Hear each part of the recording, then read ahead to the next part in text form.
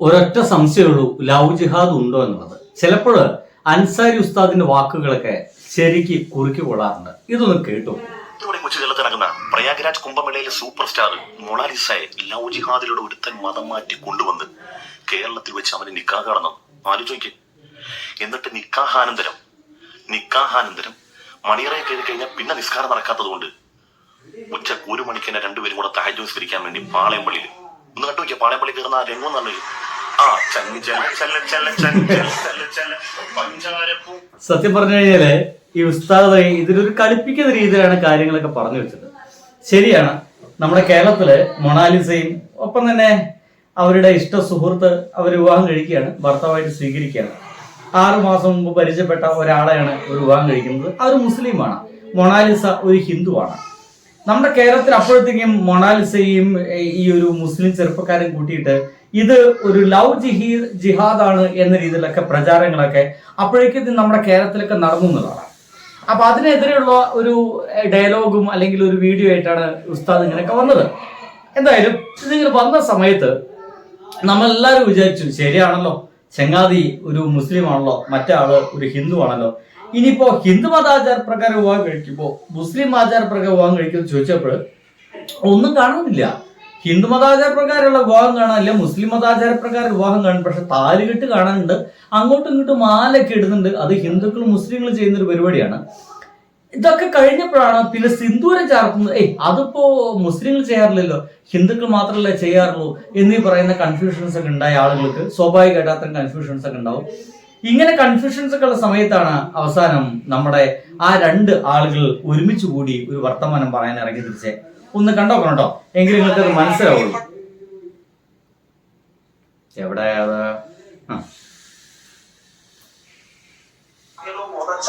और सभी ने हमें शादी में बहुत सपोर्ट किया है, हमें उम्मीद भी नहीं थी। और ये केरला में, ये केरला स्टेट में बहुत अच्छी चीज है कि सब यहाँ पे कोई खास का कोई भेदभाव नहीं है, सब इंसान को इंसान की नजरिए से देखते हैं केरला के लोग, इसलिए केरला सबसे बेस्ट है।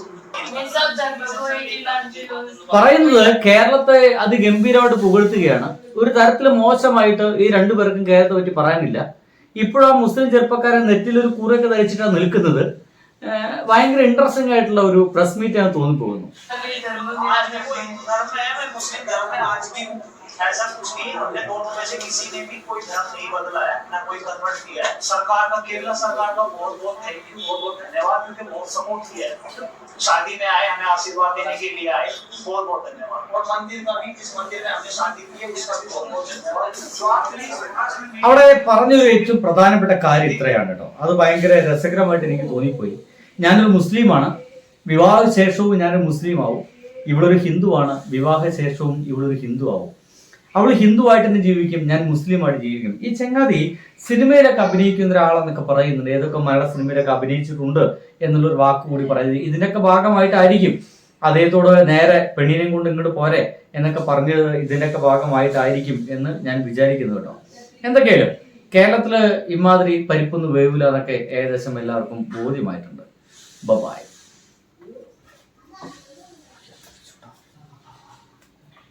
ഉത്തരേന്ത്യയില് ഇവരിപ്പോഴും ലവ് ജിഹാദ് എന്ന രീതിയിലാണ് അറിയപ്പെടുന്നത്. നോക്കൂ, ഒരു ഗംഭീര കൂറൊക്കെ ഇട്ട് വന്നിട്ടുള്ള ഒരുത്തനുണ്ട്. ഇവർ രാം വിശാൽ ദാസ് എന്നാണ് ഇയാളുടെ പേര്. ഈ ചെങ്ങാതി എന്താണ് ഇയാളുടെ പ്രൊഫഷൻ നോക്കിക്കഴിഞ്ഞാല് വലിയ പിടുത്തമല്ല, പബ്ലിക് ഫിഗർ ഒക്കെ ആണത്രേ. ഹരിദ്വാറിലാണ് ഈ ചെങ്ങാതി ഉള്ളത്. ഏതൊരു സന്യാസിയാന്നൊക്കെ തോന്നിപ്പോകൊണ്ട് ലെവന്റെ ഒരു ഡയലോഗ് ഒന്ന് കേട്ടു. इस प्रयागराज के महाकुंभ में जिस लड़की को आपने फर्श से उठा करके अर्श पर बैठाया, सम्मान दी, इज्जत दी, शोहरत दी, पैसा दिया, वो मोनालिसा फरमान खान की पत्नी बन गई है। यही लव जिहाद है। इसी के बारे में हर रोज बताते हैं, आपको चेताते हैं। और फरमान खान का षड्यंत्र देखिए, फंडिंग जिसने भी की वो अलग बात है, लेकिन फरमान खान നോക്കൂ ഹിന്ദുക്കളെ, ഇതാ ഫർമാൻ ഖാൻ എന്ന് പറയുന്ന ഒരുത്തൻ ആ ഒരു കുംഭമേളയിൽ പ്രസിദ്ധയായി തീർന്ന ആ ഒരു മൊണാലിസ വിവാഹം കഴിച്ചിരിക്കുന്നു. ഇതാണ് ലവ് ജിഹാദ് എന്നാണ് ഇപ്പോൾ ഉത്തരേന്ത്യയില് ഹരിദ്വാറിൽ നിൽക്കുന്ന ഈ ഒരുവൻ ഇരുന്ന് വിളിച്ചു പറഞ്ഞുകൊണ്ടേയിരിക്കുന്നത്. पिछले 6 महीने से ट्रैप कर रहा था, 6 महीने से प्रेम कहानी चल रही थी, और अब केरल में जाकर के उसके साथ विवाह कर लिया। केरल में केरला स्टोरी 2 भी बन चुकी है, केरला स्टोरी 1 भी बन चुकी है। क्यों? क्योंकि केरल ही लव जिहाद का सबसे बड़ा केंद्र है, संगठित केंद्र है। और वहां की विडंबना ये देखिए, നമ്മളെല്ലാരും വിചാരിച്ചെന്താണ്, ഇതൊരു റിയൽ കേരള സ്റ്റോറി എന്ന രീതിയിലാണ് നമ്മൾ ഇതിനൊക്കെ കണ്ടത്. പക്ഷെ ഇവർ പറയുന്നത് കേരളം ഇതിന് പറ്റിയൊരു നാടാണ്, ലവ് ജിഹാദിന് പറ്റിയൊരു നാടാണെന്ന് വീണ്ടും തെളിയിക്കപ്പെട്ടിരിക്കുന്നു. കണ്ടില്ലേ, മുസ്ലിം ആയിട്ടുള്ള ഒരുത്തൻ ഒരു ഹിന്ദുവിനെ കല്യാണം കഴിക്കാൻ വേണ്ടിയിട്ട് അവിടേക്കാണ് പോയത്. അതിന്റെ ഭാഗമായിട്ട് ഇപ്പോൾ കേരളത്തിലാണ് അവർ വിവാഹം നടത്തി കൊടുത്തത്. കേരളത്തിൽ ഇങ്ങനെയാണ്. ലവ് ജിഹാദിന് വളരെയധികം വളക്കുള്ള ഒരു മണ്ണാണ്. ആ ഒരു കേരള സ്റ്റോറിയിൽ പറഞ്ഞത് സത്യം തന്നെയാണ് എന്നാണ് ഇപ്പോൾ ഈ चंगादी പറയുന്നത്. जाकर के हिंदू उसका सत्कार कर रहे हैं और केरल में जाकर के मंदिर में वो सजदा कर रहा है फरमान खान, और मंदिर की सीढ़ियों को चूम रहा है। वो हिंदू रीति रिवाज से विवाह कर रहा है क्योंकि उसका मकसद केवल मोनालिसा को ले जाना है। उससे इसे बात फर्क नहीं पड़ता सजदा करके ले मंदिर में करे या कहाँ करे। और इससे भी विडम्बना की बात ये देखिए, केवल 1 घंटे के अंदर उसको विवाह का प्रमाण पत्र मिल जाता है। और दूसरी विडम्बना जो हर लड़की के साथ है कि माँ बाप से उसे खतरा है। ഒന്ന് ആലോചിക്കേ, ഇവൻ പറയുന്നത് 1 മണിക്കൂറിന്റെ ഉള്ളിലൊക്കെ വിവാഹത്തിന്റെ സർട്ടിഫിക്കറ്റ് ഒക്കെ അവർക്ക് കിട്ടിയെന്ന് വളരെ അത്ഭുതത്തോടെയാണ് ഈ ഒരു സംഗീതം പറഞ്ഞുകൊണ്ടിരിക്കുന്നത്. ഇവന്റെ നാട്ടിൽ ഇപ്പൊ മാസങ്ങൾ കഴിഞ്ഞാല് കൊല്ലങ്ങൾ കഴിഞ്ഞാൽ ഇതൊന്നും കിട്ടുന്നുണ്ടാവില്ല. ഇതാണ് എന്റെ പൊന്നു സംഘികളെ, ഉത്തരേന്ത്യൻ സംഘികളെ, യു പി സംഘികളെ, ഇതർമേ ദേക്കോ ഏ കേരള അച്ഛ സ്റ്റേറ്റ് ഹേ, ഇതർമേ സിസ്റ്റം വെരി ഫാസ്റ്റ് ഹേ. എനിക്ക് പറ്റുന്ന ഹിന്ദിയിലൊക്കെ പറയാണ്. ബ്ലഡി എന്താ പറയാ, സംഘി യു പി പീപ്പിളിനോട് പറഞ്ഞു കൊടുക്കുന്ന സാധനങ്ങളാണ്. ഇതർമേ സിസ്റ്റം ഗവൺമെന്റ് വെരി അച്ഛാ ഹേ. തോ നമ്മള് മാരേജ് का बात सर्टिफिकेट 1 घंटे के बाद ये सर्टिफिकेट हमारा मोबाइल फोन में आ गया. മനസ്സിലായ ഏകദേശമൊക്കെ പിഴിഞ്ഞതാ. 1 മണിക്കൂറിനുള്ളിലേക്ക് നമ്മുടെ മൊബൈൽ ഫോണിലേക്ക് ഇത് വരും. ഇത് കേരളമാണ്. It's A wonderful state as you people doesn't know that. എന്തായാലും നിങ്ങൾക്ക് ഒരിക്കലും ഒരു പിടുത്തമില്ലാത്ത നാടാണ്. എന്തായാലും അത്രയ്ക്ക് ഗംഭീരമായ നാടാണ്. ഇവിടെ വളരെ സിസ്റ്റം വളരെ it's so fast.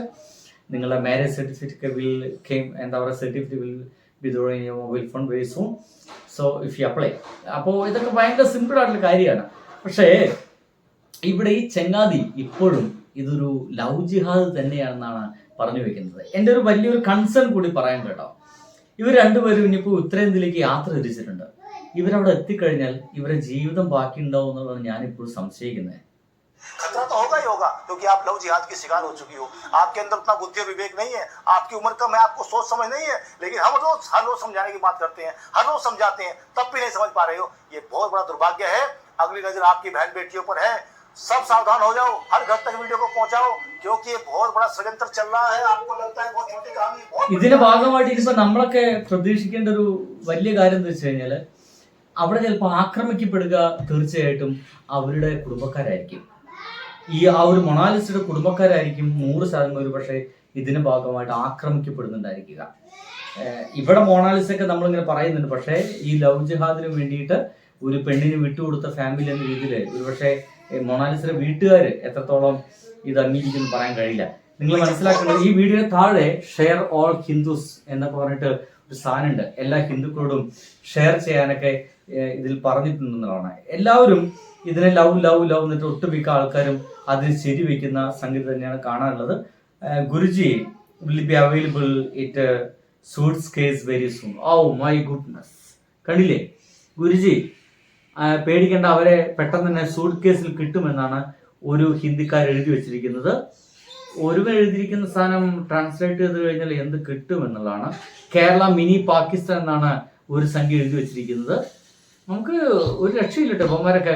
Destruction blanks opposite wisdom എന്നാണ് ഒരുവൻ എഴുതി വെച്ചിരിക്കുന്നത്. അതായത് ഇവരെ ഈ ഗുരുജി എന്ന് പറയുന്ന ഈ ഒരു സംഖ്യ പറയുന്ന മുഴുവൻ അക്ഷരം പ്രതി വിശ്വസിക്കുന്നു എന്നുള്ളതാണ്. ഒരു മതത്തിന് അപ്പുറത്തേക്കുള്ള, ജാതിക്ക് അപ്പുറത്തേക്കുള്ള ഒരു വിവാഹത്തെ കുറിച്ചിട്ടോ ഒരുമയോട് കൂടിയിട്ടുള്ള ഒരു ജീവിതത്തെ കുറിച്ചോ ഇവർ ആലോചിക്കുന്നില്ല. ഒരാൾ എഴുതിയിട്ടുണ്ട്, if a Muslim girl had married A Hindu boy then Muslim people would have killed her. Boys dead, and here look at the Hindus supporting them. Nobody today's world wants to understand Shiva Hindus എന്ന് പറഞ്ഞിട്ട് ഈ ഹിന്ദുക്കളെ support ചെയ്തിട്ടൊരു എഴുത്തുകൂടി. ഞാൻ ഇതിന്റെ താഴത്തുള്ള എഴുത്തുകൾ മുഴുവൻ ഉത്തരേന്ത്യക്കാരാണ്. ഉത്തരേന്ത്യൻ സംഖ്യകൾ മുഴുവൻ ഇതിനെ എതിർത്തുകൊണ്ട് തന്നെയാണ്.